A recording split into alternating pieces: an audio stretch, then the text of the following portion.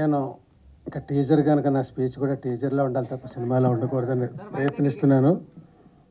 నేను మొట్టమొదటి చూసిన ఆశ్చర్యం రేడియో అంటే నేను ఎంత పాతకాలం వాడిని అర్థం చేసుకోండి. తర్వాత చూసిన అత్యద్భుతం సురభి నాటకం. అవి చూసి పెరిగే మనం నాటకాలు ఆడాలనుకుని నాటక రంగానికి వచ్చాను. నాటక రంగంలో చాలా కృషి తర్వాత సినిమా రంగానికి వచ్చాను. తర్వాత అక్కడ కృషి తర్వాత షార్ట్ ఫిల్మ్స్ అని చేస్తున్నాను.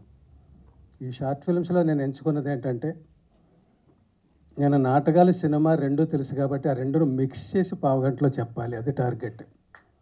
అలా ఒక 70 సినిమాలు చేశానండి ఇప్పటికీ. ప్రొడ్యూసర్గా, డైరెక్టర్గా, లీడ్ రోల్గా అట్లాగా. అంటే నాటకం అంటే నాకు ఎంత ఇష్టమో చెప్పడానికి ఇదంతా చెప్తున్నాను. ఇంకా నేను నాటకాన్ని వదిలిపెట్టలేదని చెప్పడానికి కూడా ఇది చెప్తున్నాను.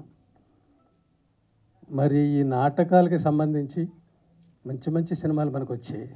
కృష్ణ వందే జగద్గురు, రంగమార్తాండ, ఇవాల్టి ఇది ఏది దేనికదే చూస్తుంటే గ్రెడేషన్ అట్లా మన ఆశ్చర్యపరుస్తూ ఉంటుంది. ఈ టీజరే ఆ చివరి నుంచి చివరికి ఎలా చూడాల్సి వచ్చింది ఐమాక్స్లో లాగా. సినిమా కూడా ఇంతకు చాలా బాగుంటుందని ఆశిస్తున్నానండి. నాటకం ఎప్పటికీ నాటకమే. అమ్మ లాంటిది నాటకం. మనం ఎంత ఎత్తేదిగినా